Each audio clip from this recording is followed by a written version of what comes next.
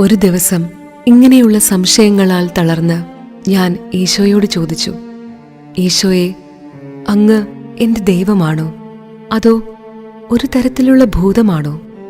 എന്തെന്നാൽ ഇതുപോലുള്ള മായയും ഭൂതങ്ങളുമുണ്ടെന്ന് എൻ്റെ സുപ്പീരിയേഴ്സ് പറയുന്നു. നീ എൻ്റെ കർത്താവാണെങ്കിൽ എന്നെ അനുഗ്രഹിക്കണമെന്ന് ഞാൻ യാചിക്കുന്നു. അപ്പോൾ ഈശോ എന്നെ വലിയ കുരിശടയാളത്താൽ അനുഗ്രഹിച്ചു. ഞാനും കുരിശു വരച്ചു. ഈ ചോദ്യം ചോദിച്ചതിൽ ഞാൻ ഈശോയോട് ക്ഷമ ചോദിച്ചപ്പോൾ ഈ ചോദ്യത്താൽ ഞാൻ അവിടുത്തെ അനിഷ്ടപ്പെടുത്തിയില്ല, എന്നാൽ എൻ്റെ വിശ്വാസം അവിടുത്തെ വളരെ സന്തോഷിപ്പിച്ചുവെന്ന് മറുപടി പറഞ്ഞു. ഫാദർ ആൻഡ്രാഷ് എസ്.ജെ. വഴി എനിക്ക് ലഭിച്ച ആത്മീയ ഉപദേശം. ഒന്നാമതായി, ഈ ഉൾപ്രേരണകളെ നീ അവഗണിക്കരുത്. എന്നാൽ എപ്പോഴും നിന്റെ കുമ്പസാരക്കാരനെ അവയെല്ലാം അറിയിക്കണം. ഈ ഉൾപ്രേരണകൾ നിന്നെ സംബന്ധിച്ചുള്ളതാണെങ്കിൽ, അതായത് നിന്റെ ആത്മാവിൻ്റെയോ മറ്റാത്മാക്കളുടെയോ നന്മയ്ക്കുള്ളതാണെങ്കിൽ അവ അനുസരിക്കണമെന്ന് ഞാൻ പറയുന്നു. അവ അവഗണിക്കരുത്. എന്നാൽ അതെല്ലാം ചെയ്യുന്നത് നിന്റെ കുമ്പസാരക്കാരൻ്റെ ഉപദേശത്തോടു കൂടിയായിരിക്കണം. രണ്ടാമതായി, വിശ്വാസത്തിനും സഭയുടെ അരൂപിക്കും ചേരാത്ത വിധമാണ് ഈ ഉൾപ്രേരണകളെങ്കിൽ അവയെ ഉടനെ തള്ളിക്കളയണം. എന്തെന്നാൽ അവ ദുഷ്ടാരൂപിയിൽ നിന്ന് വരുന്നതാണ്. മൂന്നാമതായി, ഈ ഉൾപ്രേരണകൾ പൊതുവായി ആത്മാക്കളെ സംബന്ധിച്ചതോ അവരുടെ രക്ഷയെ ഉദ്ദേശിച്ചിട്ടുള്ളതോ അല്ലെങ്കിൽ അവയെ കാര്യമായി പരിഗണിക്കേണ്ടതില്ല. അവയെ അവഗണിക്കുന്നതാണ് ഉചിതം. നീ ഒരിക്കലും തനിയെ നയിക്കപ്പെടുവാനിടയാകരുത്. ദൈവകൃപയുണ്ടെങ്കിലും വഴിതെറ്റാനിടയുണ്ട്. എളിമ, എപ്പോഴും എളിമ.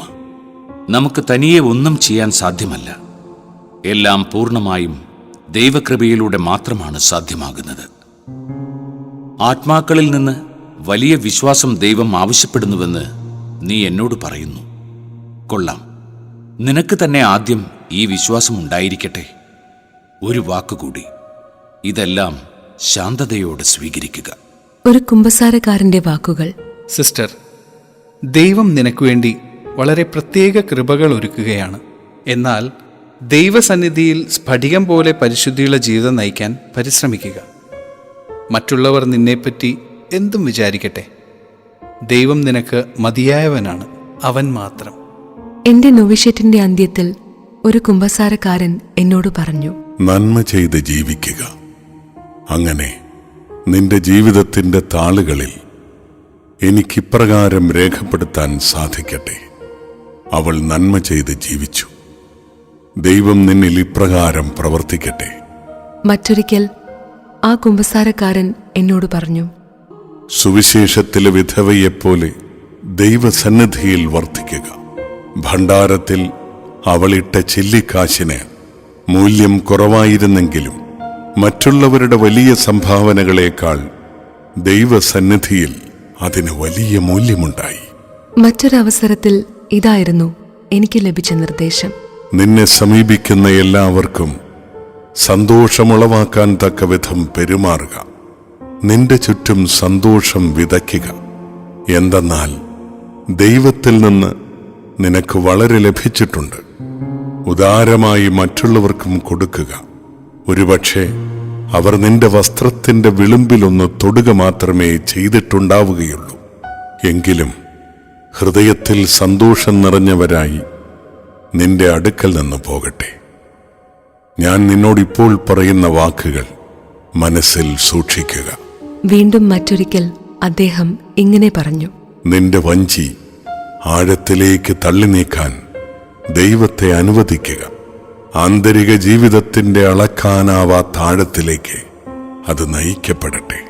നൊവിഷ്യറ്റിന്റെ അവസാന ഘട്ടത്തിൽ മദർ ഡയറക്ട്രസ് മേരി ജോസഫുമായുണ്ടായ സംഭാഷണത്തിന്റെ കുറച്ചു ഭാഗം. സിസ്റ്റർ, ലാളിത്യവും എളിമയും നിന്റെ ആത്മാവിൻ്റെ ഭൂഷണമായിരിക്കട്ടെ. എപ്പോഴും വിശ്വസിച്ചുകൊണ്ട്, എല്ലായ്പ്പോഴും എളിമയിലും നിഷ്കളങ്കതയിലും നിറഞ്ഞുകൊണ്ട്, എല്ലാറ്റിലും സംതൃപ്തിയായി, എല്ലാ സാഹചര്യത്തിലും സന്തോഷിച്ചുകൊണ്ട് ഒരു കുഞ്ഞിനെപ്പോലെ ജീവിക്കുക. നിന്റെ എളിമയും നിഷ്കളങ്കതയും മൂലം മറ്റുള്ളവർ ഭയപ്പെടുന്നിടത്ത് നീ ശാന്തതയോടെ കടന്നു ചെല്ലും. സിസ്റ്റർ, നിന്റെ ജീവിതം മുഴുവൻ ഇത് ഓർക്കുക. പർവ്വതങ്ങളിൽ നിന്ന് താഴ്വരകളിലേക്ക് വെള്ളമൊഴുകുന്നതുപോലെ എളിമയുള്ള ആത്മാവിലേക്ക് ദൈവകൃപകൾ ഒഴുകിയെത്തുന്നു. ഓ എൻ്റെ ദൈവമേ, ഈ ആത്മീയ ശിശുത്വം നീ ആഗ്രഹിക്കുന്നുവെന്ന് എനിക്ക് നന്നായി അറിയാം. നിന്റെ പ്രതിനിധികളിലൂടെ നീ നിരന്തരം ഇതെന്നിൽ നിന്ന് ആവശ്യപ്പെടുന്നു.